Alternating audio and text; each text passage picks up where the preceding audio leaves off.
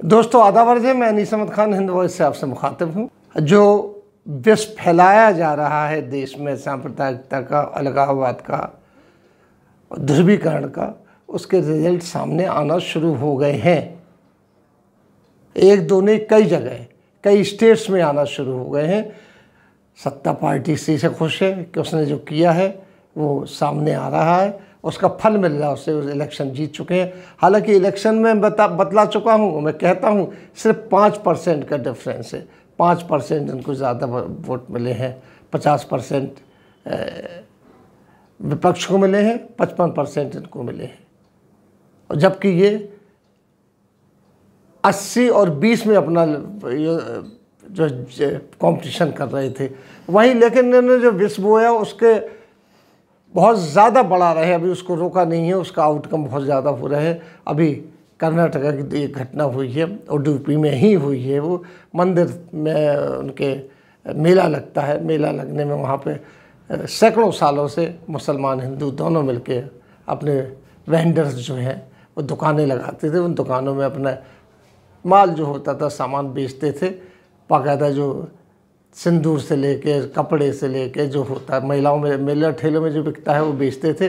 लेकिन अचानक इस साल कम से कम 200-300 कि जो दुकानें लगती थीं, हिंदू मुसलमान दोनों मिलके लगाते थे, दोनों की दुकानें में से माल बिकता था। उनसे बात करने पे हिंदू दुकानदारों ने इसका विरोध किया है कि नहीं, ये गलत हो रहा, हम लोग तो भाईचारे से सामान बेचते थे, उनका सामान हम भी ले लेते थे, हमारा सामान वो ले लेते थे, दोनों मिल बांट के बेचते थे। थोक के भाव से वो हमसे लेते थे, हम उनसे लेते, इस तरीके से चलता था। लेकिन कुछ दक्षिण पंथियों ने जोर डाला है और यहाँ पर ये फैसला लेना पड़ा है। उन्होंने कहा वरना मेला नहीं होने देंगे, तमाम चीज़ें नहीं होने देंगे, गड़बड़ फैलाएंगे। तो मुसलमानों ने अपनी दुकानें स्वतः अपनी मर्जी से हटा ली कि नहीं भाई, दुकानें लगना चाहिए, हम नहीं लगाते तो क्या होता है। ये भाईचारा दिखाए दुकानदारों ने। लेकिन दक्षिणपंथी वहाँ भी अटक गए।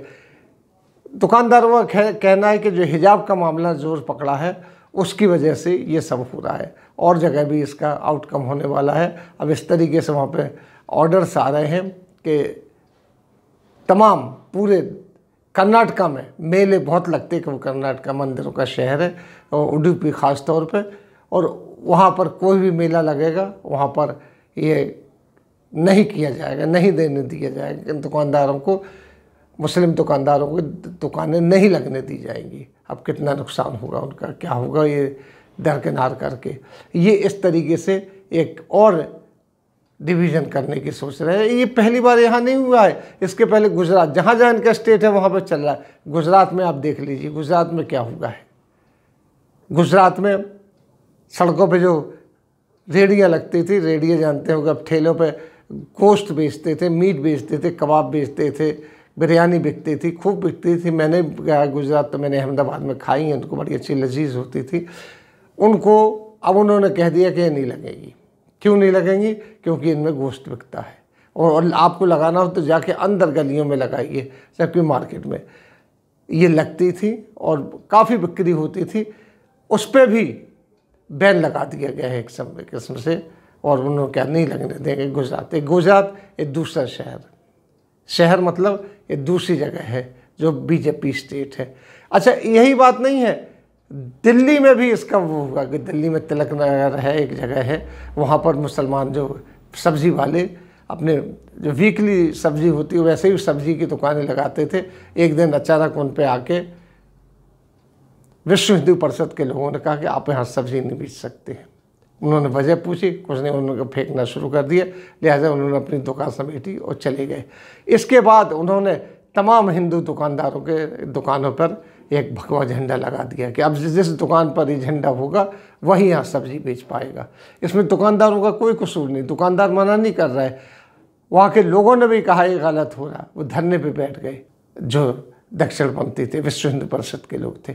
ये चल रहा है हिसाब किताब। यही नहीं, इसका और नीचे आ जाइए, यूपी में एक जगह नहीं, यूपी में दादरी बड़ी मशहूर रही, वहाँ पहली लिंचिंग हुई थी वहीं पे।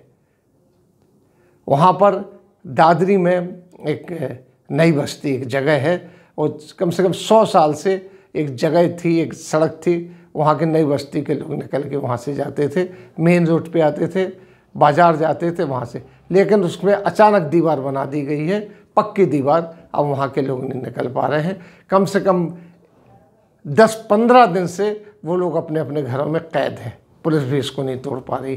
कहा जा रहा है कि जो प्राइवेट जगह थी उसने बेच दी, बेचने वाले ने ये दीवार बना दी है। हालांकि प्राइवेट वाला जो है वो कहता हुआ है, वो समाजवादी का है, उसने कहा है कि हमें पता नहीं किसने बेची, क्या हुआ, लेकिन हाँ ये हो रहा, मुझे अफसोस हो रहा है।